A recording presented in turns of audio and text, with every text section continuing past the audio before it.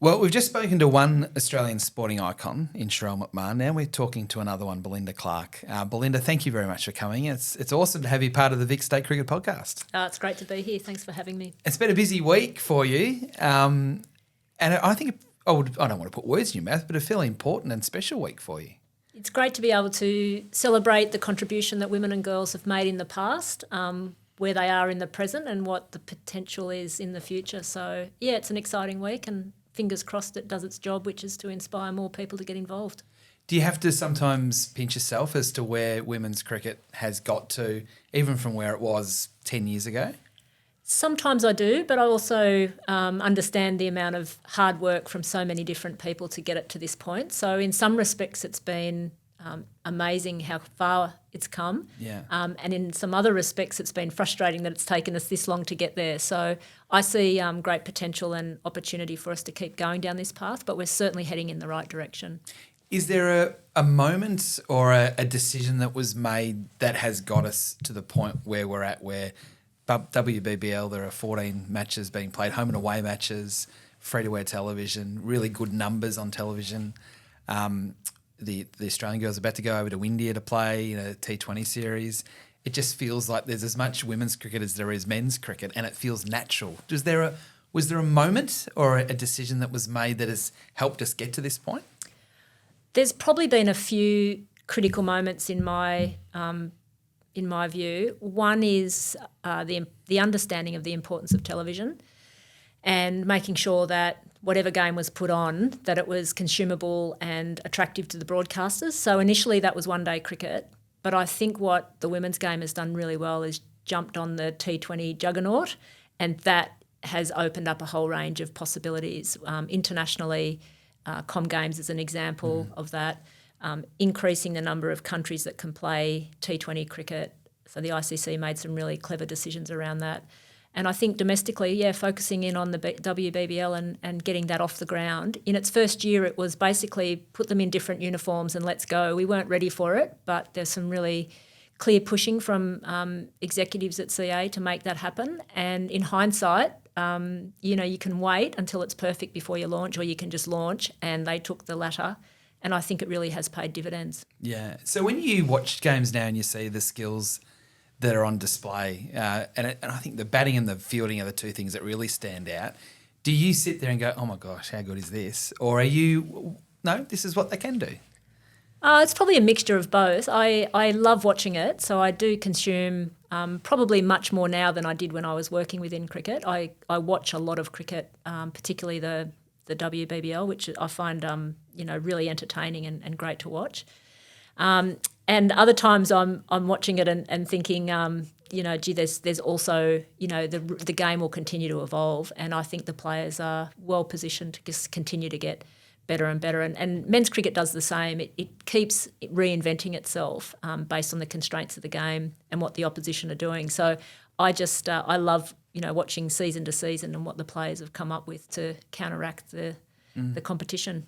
There's so much to ask you because you've done so many things, whether it be as a player, administration. I've got a grumbly Achilles that I might ask you about a little bit later on as well as a physio. But I want to ask you straight up, why do you love cricket? I have been fascinated with the game from a very early age. I suspect it was an older brother that created the original spark. But I grew up playing tennis, and I love the feeling of being able to hit a ball in the middle of a bat, whether it's the middle of a tennis racket, middle of a cricket bat. But there's something about the middle of a cricket bat, the sound, the feel, the result of that just is, I don't know, intrinsically motivating for me. So I could bat for hours, I could throw balls against the wall and hit them back to myself. So I think that at its heart, that's the thing that I really love about the game. And then you start layering on the tactics, the strategy, the teammates and all that sort of stuff that goes with it. I just think it's a wonderful game. So, but at its core, it's about, being able to hit a cricket ball in the middle of a bat. So growing up in Newcastle, you talked about your brother. I know your dad was a good cricketer as well. Did you imagine playing cricket for Australia, or was it for you, it was more imagining, lifting that Wimbledon trophy like Ash Barty did? It was the Wimbledon trophy for a long time, and I didn't realise that women could play cricket. So I just played in the backyard. I would take my, believe it or not, I went to the local store and bought a cricket bat with some pocket money. Took me about 3 hours to choose which one I wanted. And I ended up with a grey Nick scoop, single scoop. And that bat came with me to school. I'd put it on the top of my handlebars and ride to school, and I'd play in the nets with the boys at lunchtime with no understanding that actually I would ever play in a real game. And that's where I think the motivation is really it's about bat and ball for me. That's where it came from. And it wasn't until I went to high school that I realised there was a girls' team at school, and then there was an indoor cricket centre down the road, and then all of a sudden things started to open up for me. So who were your heroes growing up? Yeah, well, it started at Kim Hughes, but the crying lost me. The crying on TV and the interview totally lost me. And I mean, I grew up with World Series cricket on the television, so it was Greg Chappell, it was Viv Richards, it was that era that just captivated me. And then as I got older, it became the Steve Wars of this world. So generally they were batters, and generally people that would attack. And so that was basically how I tried to play. So have you played tennis at a high level? Was it one of those, because so many people, particularly in country areas around Australia, it was kind of the choice of tennis or cricket, summer sports generally speaking. Were you that good at tennis, or was cricket always dominant once you realised how much you loved it? No, tennis was the main pursuit. I think if I just think about what you need to be a good athlete, I had the physical skills to be a good tennis player. I could play all the shots. I could work my way around the court, but I didn't have the emotional and mental capabilities, I don't think, because I'd been playing it from a young age. Higher expectations, I don't think I coped with that as well. It's something that I learnt from through cricket to manage the mental side of the game more effectively, but I was a bit older then to manage it. So physically, yes, mentally, no, and cricket, it sort of came together for me. Yeah, interesting. So how quickly did it go from playing at high school to all of a sudden the Gordon Cricket Club, Sydney grade cricket, then all of a sudden you're going through the ranks? Did it all happen in a rush, or was it a bit of a slow burn? No, it happened quickly. So I was playing in the school team. I was picked in the regional team. I made the combined high schools team, which is a New South Wales schoolgirls team.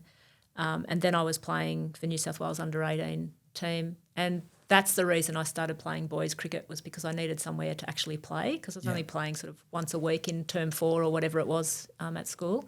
So I ended up playing a season with the boys, and after that, so at 16, I was travelling to Sydney every weekend to play cricket, Premier cricket. Right.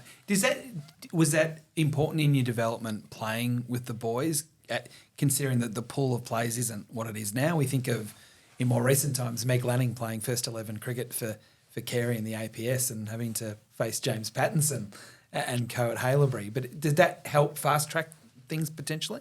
I think it did. I was also playing indoor cricket, which was with senior women as well, and at that time that was reasonably strong. So there was a whole sort of representative network around that. And I was playing for Australia at 16, playing indoor cricket. So I think the fact that I was playing with people that were older and better than me from a young age was probably helpful.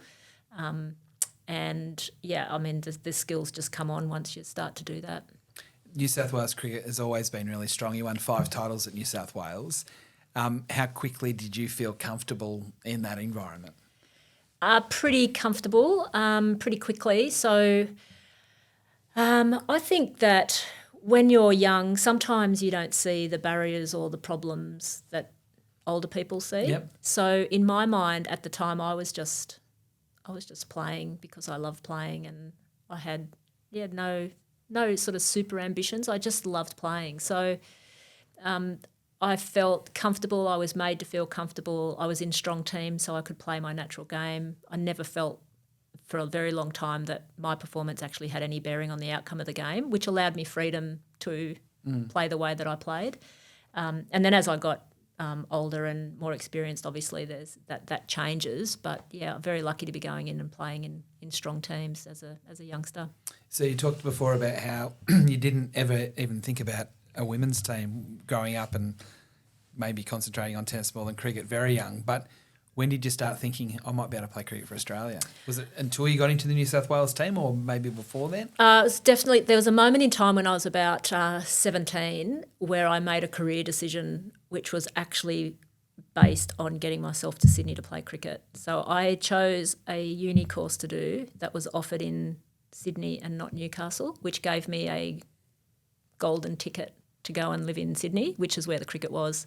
So that was physiotherapy, and I made that decision as year 11, year 12. I never thought I'd get the marks to get in, but I did. So off I went. And at that point, my life was just all about how do I play as much cricket as I possibly can. And that was the avenue I took. As stupid as that sounds, I got a nice hex step from the course I did, but it's now paid off. But yeah, that was the logic of studying physio. Tough to go away from the family, or it was No, all I couldn't cricket? wait to get out. Yeah. I was first. I think I was the first one to go and live in Sydney. My sister had been over to play college tennis in America, so she was there for a while. And I was the first child not to be a teacher. So my two parents are teachers. My older brother and sister are both teachers, and I was interested in A, being out of Newcastle, and B, not being a teacher.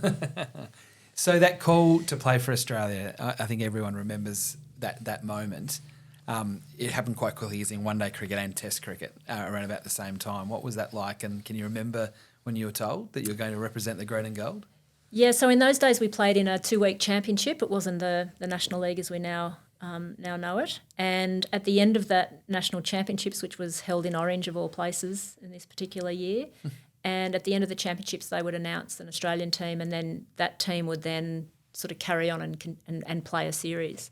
So I was just sitting at the table having a great time with my mates at the end of the championship dinner, and all of a sudden my name was called to go up on stage, and I'd been selected in the Australian team. So I then packed another bag, and from Orange we went to Melbourne, and I think we played then in Hobart. So I was just on a wonderful mystery tour. I didn't know what was coming next, and it was all very quick. And yeah, the kit was in the hotel room, and away we went. Gee, so that might have even been a good thing that you didn't have time to think about it too much.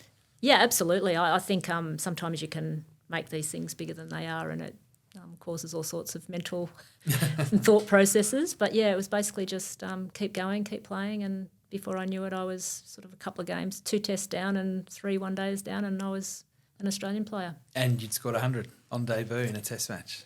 Yeah. So, again, I don't know how that happened because I'm super impatient. So I've got no idea how I managed that at 21, I think I was. But, yeah, I did it, and it's in the history books. Do you dream of it much now, going back and reflecting back? I often ask athletes about once you're living it, you've lived it. For someone like myself who could only dream of playing for Australia, at 45 I'm still having dreams about playing for Australia one day. But do you look back on it and have those moments where you reflect? I do. I mean, I'm very sort of proud of what we achieved as a team and where the sport is today and what part we played in sort of getting us to where we are today.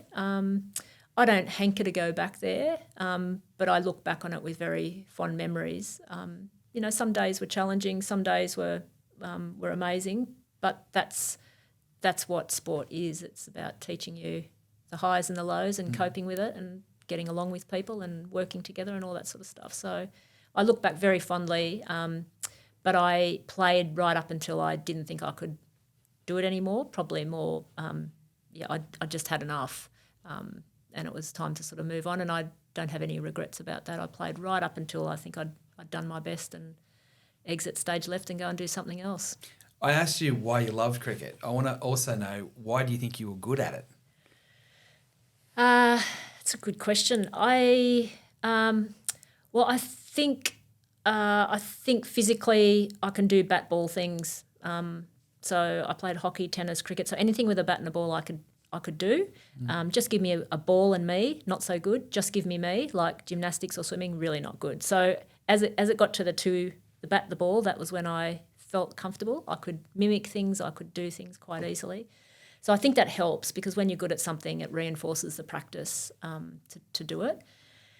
So that's the sort of the physical side. And I think mentally I just enjoyed the contest. I really enjoyed pitting myself against the opposition. I enjoyed the tactics of the game. And again, once you do it and you get positive reinforcement, you seem to go back for more. So it's a bit of a self-fulfilling prophecy. So there's the sort of, with you, there's the cricket and then there's the leadership, captaining Australia for over a decade and more than anybody else. how much did you enjoy that, and how much did it also help your own cricket, that it wasn't necessarily the focus just on you, that it was about everyone else in the team to get that team success? Yeah, I really enjoyed the leadership piece, and it came at me, by surprise and quickly. Again, not dissimilar to the playing career piece. What I enjoyed most about it was planning for campaigns. So working with the coaches, the administrators at the time, what do we need to do? How are we going to get ourselves there? And then, then working with the playing group to say, how do we think we can approach this? So that concept of here's a challenge, what are we going to do? How are we going to go about it? That was really exciting, and I really enjoyed that. And then I just love being on tour, playing games of cricket, training, spending time with your friends, out doing other stuff. We got to see great parts of the world, see things that some people will never get to see, and we got the red carpet laid out in most places because we were playing sort of international sport. So it was just good fun. Have you got one moment that stands out? A lot of people like to talk about the 200 in the World Cup, but I mean, obviously, Test hundreds, it's team success with the World Cups. Is there anything that stands out for you? There's two things that stand out. Three things that stand out really clearly to me. I can remember them like they were yesterday. One is winning the World Cup in 1997 in India, which was just a great tour, and for that to finish with us playing in front of a big crowd and holding up a trophy, and that was amazing. The following year, we won a one-day series in England 5-0, and the last match was played at Lords. Lisa Kitely scored 100, first woman to do that at Lords, and Catherine Fitzpatrick took a fiver, first woman to do that. So to be in that moment where two teammates have just knocked the lights out, that's a really fond memory. And the third one, which is not a fond memory but something that I'll never forget, is I played an international, it was actually maybe a state game in Newcastle. And, Belinda's coming home, number one sports ground. This is where I'd watched all these my brother play cricket and all the international touring teams. And there's big fanfare, and I go out and I got a golden duck. And I walked off feeling like, really, really small. But it just reminded me how this game can, bite you in the bum. And I went back later and scored runs there. But I'll never forget the feeling of like walking out to all this applause and then walking off to like just a gentle clap to go, and I just felt, really small. But that's what sport does to you. It pulls you back when you might be getting ahead of yourself. Almost a Don Bradman moment. Well, not quite. I mean, I would not put myself in his category, but it does make you feel small when you stuff up. Yeah. So do you think, even just talking to you now, it seems that team success is almost more important to you than individual success? You're less comfortable to talk about all the great things you did individually. It was more the things that you did as a team. And I guess that helps being captain because you're proud of what you've been part of as leading that group. Is that fair? Yeah, reasonably. I mean, I'm pleased with the fact that I contributed to team success, but I was always very clear that if my contribution didn't support the team success or, in fact, worked against it, so, batting slowly or, not, dropping a catch, that sort of stuff, that individual piece is only important in the context of a team for a game of cricket. So that's what drove me to train really hard. I mean, I was wanting individual success, but I wanted to do it in the context of then the team having some success as well. Otherwise, it was pretty hollow. Do you think for people that are listening that are starting off their careers, can that help from a mental point of view, that it maybe take the pressure and the intensity off your own performance and sort of broaden out the whole perspective of playing cricket? Yeah, and I think I was lucky to play in the era that I did because we got some benefits of being on the cusp of, I suppose, much more cricket being played than what had been previously. But it also, you're still doing it for fun. You still had a life away from cricket. So everything was generally in perspective. We were trying to win games of cricket. We're trying to do our best. But it wasn't everything. And I think that's a really important distinction to be able to make so that you do get the best out of yourself when you're in the heat of the battle. Yeah. So, I mean, there's a saying, train like you play and play like you train. And that's really what I was always trying to do, is just to take my pressure off myself at game day Because if the pressure's on and you're feeling it and you're not coping with it, it's not a nice place to be. But if you've done the training, you can convince yourself that you've prepared well, then you're much more likely to express yourself positively on the field. Yeah, no, that's interesting. So we're being a bit cheeky here because you are really New South Wales, sort of, maybe Victorian. You live in Victoria now, so we're kind of claiming you as part of this Vic State Cricket podcast. Why did you go from New South Wales and play cricket in Victoria? How did that come about? Yeah, so I got a job with Women's Cricket Australia, being their executive officer in 2000. And I was previously working at Cricket New South Wales in the game development department. And I knew that Women's Cricket Australia and the Australian Cricket Board were on the cusp of integration, and that the next sort of 2 or 3 years of that process was going to be critical. So I thought that would be a great idea to jump in and try and sort of play a hand in that. And it was the best thing I did for my cricket because it forced me, having played with the same people for New South Wales for a long time, it forced me to have to build new relationships with a different group of players. And I got a chance to reinvent how I might go about doing that. So captaining Victoria for, I think it was 4 years, was, really fond memories of that time. And we won 2 titles.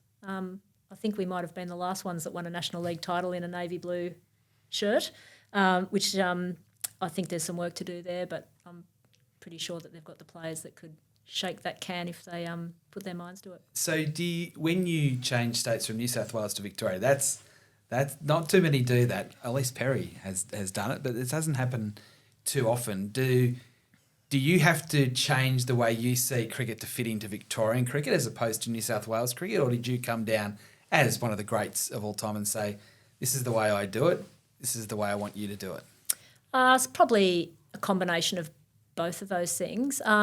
Initially it's like I'm understanding how you go about it, what is important to you, what's the vibe here, and then bit by bit it's like, okay, what are the things that we need to alter? And it wasn't necessarily copying what New South Wales did. It was how do you understand who's in your team and get the most out of them, their strengths, to get this team performing as well as it can. So there's never a simple formula because the people that you're playing with are always different. So I would say it was a combined team effort to redirect the ship, and away we went. Some good coaches. Ken Davis comes to mind. He was a very good coach for Victoria, and he was with us during that success.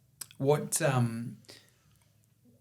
from not so much a legacy point of view, but if I said to you, what does Victorian cricket mean to you, or what stood out as that fabric of Victorian cricket? Is there any characteristic that comes to mind? The first thing that comes to mind is the competitiveness of the Premier cricket. When I came down, there was some deep-seated rivalries sitting in there that I hadn't really experienced in Sydney, which shocked me a little bit. So it was almost like state training. You had to heal some of these relationships that were like people going at each other on the weekend in their club teams. So that was one thing that stood out. I think they had when I arrived, they had a very talented group of cricketers, and I think the way we went about it was really just strip it all back. Let's just go for it. Let's not worry about how many titles we've got or how many we haven't got. Let's sort of like, I suppose it was like, let's just do the basics really well. And we had enough good players that doing the basics well was going to get us really close. But I had great pride in the victories that we had, particularly over New South Wales. There's always a little bit of chirp out there, going from being their captain to the captain of an opposition team. And I captained New South Wales for 1 year whilst I was living in Melbourne too, which was that was probably a mistake in hindsight. I don't think I should have done that. I think I should have moved straight away, but it was in September and I just couldn't bring myself to do it. I played 1 year and trained here with the Vics, which in hindsight probably wasn't the best thing to do. So you did so much on the cricket field, but then from cricket into administration, in a variety of different roles, from high performance to community. And I'm really interested in your views on community cricket. What are you more proud of? Or is that too hard a question? I'm proud of Interesting. There's probably a number of things that sort of are highlights. One is the progress of the women's game and the T20 final at the MCG. That's probably number one, because that is truly remarkable. I sometimes pinch myself. Not quite sure how we did that, but that was awesome. The second one would be changing the way that kids experience the game, so the junior formats work, convincing over 400 associations across Australia with a really dedicated army of field force officers, and it certainly wasn't all me, but it was that team of people did an amazing job to get that through, and I think the game's better off for it.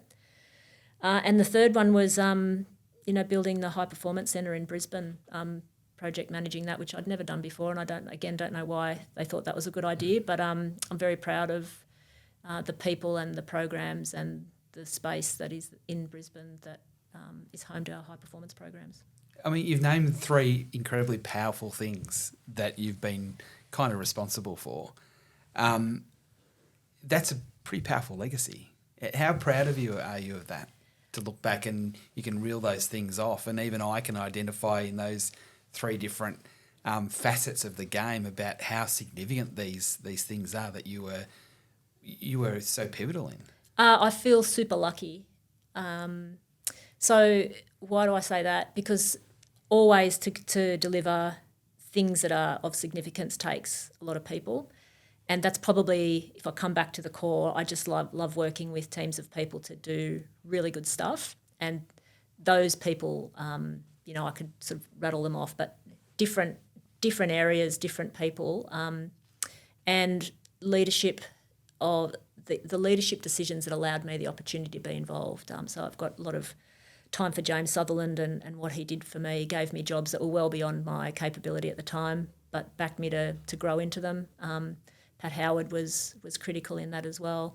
Michael Brown, Kate Banaszak, Christina Matthews. There's just a room full of people that have given me opportunities, and I hope I've repaid their faith. But I always knew that those decisions could have gone another way, and I was just super lucky that I was given those chances. How much did your cricket captaincy help with leadership in business, the whole thing? Because so often there's that tie in between bringing people with different skills in a cricket team, different backgrounds, to have that team performance, to then implement that in business.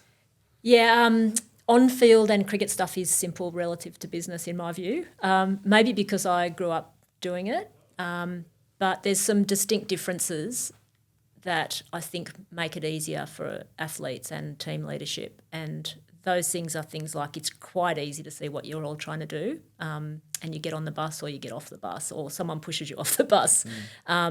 Whereas in business, it takes a lot more skill and a lot more nuance around leading and being clear on what are we trying to achieve and what role am I playing, etc. So I think that the leadership on field gave me a start. I was at the starting line, and then I learnt so much from having to work with different people on different projects, and that's probably been the key shift in being able to lead sort of beyond the field. The community piece that you touched on before, whether that be junior cricket, then there's the blast, there's the going to under 10s, under 12s, under 14s, the changes from even when I played about, you retire at 30 in under 12s, you retire at 50 in under 14s, you bat all day. It's all changed now. It's more around participation. How important do you think that has been to the continual progress and development of cricket? I think it's been critical, because cricket's a game that if you let it run its course without any constraints, you will get the domination of one or two kids. And that's great for those one or two kids. But if you're wanting people to play with when you're 15, 16, 17, you need to keep other people involved in the game. And so I think that's critical. But the other thing that the changes did was enhance skill development. And it's often overlooked, but the key driver was actually, if you do this and you enjoy it and you can do it, as in you're getting better at it, then you're much more likely to enjoy it and then retain yourself in the game. So the fundamental shift was actually around developing much better skills for the physical capabilities of the age groups. And that's at the core of it. And then the retention and the participation and the enjoyment flowed from that. So I would hope that kids are enjoying playing. The game's a lot quicker.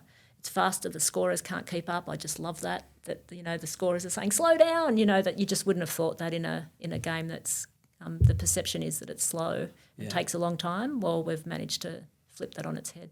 I'm being selfish here asking questions because I've got young kids that play cricket, and I'm an under-10 coach of the all-conquering Warrandyte under-10s out in the Ringwood District Cricket Association. But when does it go from enjoyment to maybe taking it a little bit more seriously, do you think that? Because there's that switch at some point, and then it's enjoyment, then there's the technical side of things. It's a difficult balance as to when it kind of switches.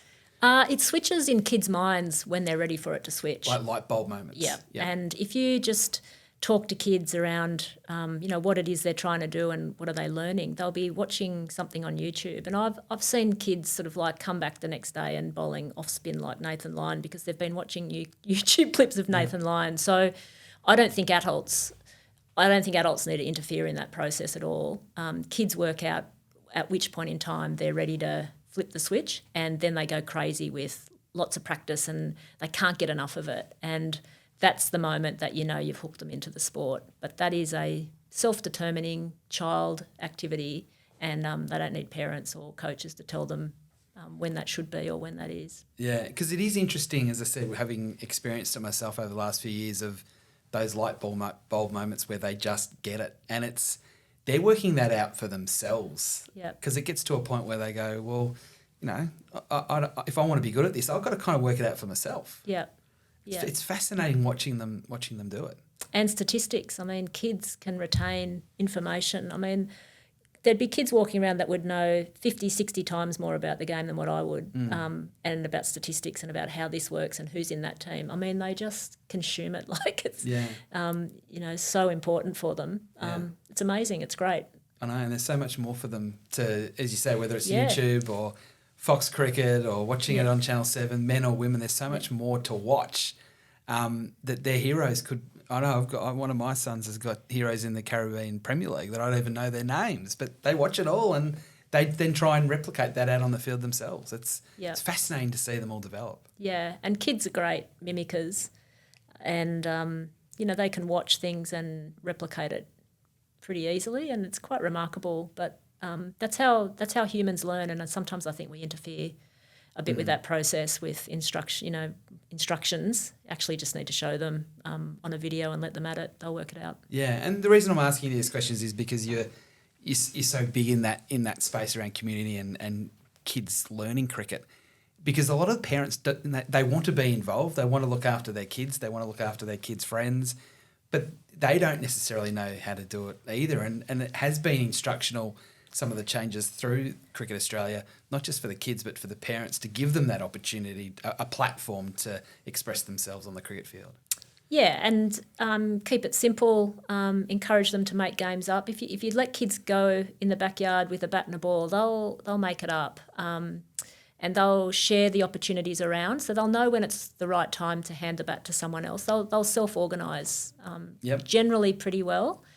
And so I just think the more of that type of philosophy you can bring into organised sport, the better, particularly at younger ages. Obviously, there comes a time where, structure becomes more and more important. But the initial structure is actually about freedom to express, and then it starts to become a bit more sort of competitive beyond that. So you think I'm going a bit far by banning reverse sweeps and lap shots in my team? Absolutely, let them go. Just on that, again, in that sort of community space, but not so much junior cricket, COVID and the impact that potentially could have had on cricket, but in a lot of ways we were a bit lucky being a summer sport that it didn't have as big an impact as what we thought. Have you seen any effects from COVID at all? Look, I think people that enjoyed the company of other people through sport came back to sport, and that was really important to them. So in some cases, COVID actually strengthened people's attachment to sport because of the social aspects of it. And the people that realised that there's actually a life outside of Saturday cricket, they probably left. Yeah. And so that's probably a personal realisation. What am I doing spending my time standing out here? So I think there's ups and downs on that, but I think you've got to back your sport, that if it's good enough, people will come back to it. And I was always confident that once this had all passed, that the people that really wanted to play cricket would come back, and you then need to start again, make sure you don't miss the generation of the kids coming through, which is, I think, always the big concern, more so than the adults. And I guess now we're getting to a point in community cricket where there's not enough grounds, because at times it feels like there's as many girls that are wanting to play as boys, and then there's the facility challenge around, we're talking to Sherelle about this earlier on, about change rooms and ground availability and all this sort of thing. It's a good problem to have, but it's a logistical nightmare. Yeah, we need to get more creative around how we use green space, I think. So I think councils are doing a good job where you've got opportunity on the fringes of the city to make sure there's enough sporting facilities. But when you talk about, the inner city and then beyond, what you've got is what you've got. So the thought of, Monday night, Tuesday night, Wednesday night, we're just going to need to keep using these blades of grass at every opportunity, rather than think that everyone's got to play on the weekend. The last thing I wanted to ask you was just about being the first into the Hall of Fame from Cricket Australia as the first female, and then the second from an ICC point of view. Does that make you a pioneer, or did that actually happen before you? Because we had a chat to Catherine Fitzpatrick about this, and she's very passionate about who the pioneers are, and that it's probably further back than you that helped set up the success of where we are at the moment. Yeah, absolutely. I've got a similar view. We just played at an era where the public's attention and people started to take a bit of notice. But there's a litany of people before us that set this up and kept the game going through pretty tough times. I feel like we've been the beneficiaries of their work, and I hope the players of today look well beyond my generation and way back in to say, can you imagine what it would have been like in the 1940s or 50s trying to keep a women's club team alive, or start a national competition, or fund a national team to go and play in India? Can you imagine how difficult that would be? My goodness. So just remarkable women who, did a lot what they were passionate about, but that's really where the credit lies, I think, in terms of laying the platform for today's game. So when you were sitting at the MCG for that famous night with so many people there, was there an overwhelming thought of what was going through your mind, seeing all those people there and seeing Australia lift that trophy? I was more interested in watching the people that were sitting alongside me, who were, Margaret Jennings, who captained the side in 75, 76, around that time. People that I played with when I first made the Australian team, sitting there with tears in their eyes and their mouths on the ground saying, what the hell, how did this happen? So I was much more interested in watching the reactions and felt, a great sense of pride that those people were at the game live watching this team do its stuff in front of 86,174 people. You got the number right. Well done. And the very last thing is, and I don't mean to embarrass you here, but I think that when my boys and my daughter, they turn on the television now and they watch the WBBL, they're watching cricket. They're not watching girls' cricket, women's cricket. They're watching cricket. And I think you're one of the key reasons why we do think like that here in this country with what you've been able to do over your career. Probably not so much as a player, but more as an administrator. And I think that we're very lucky to have you here sharing your story with us today. Thank you. It's been good fun. Fantastic. Belinda Clark, an absolute icon of not Australian cricket, of Australian sport.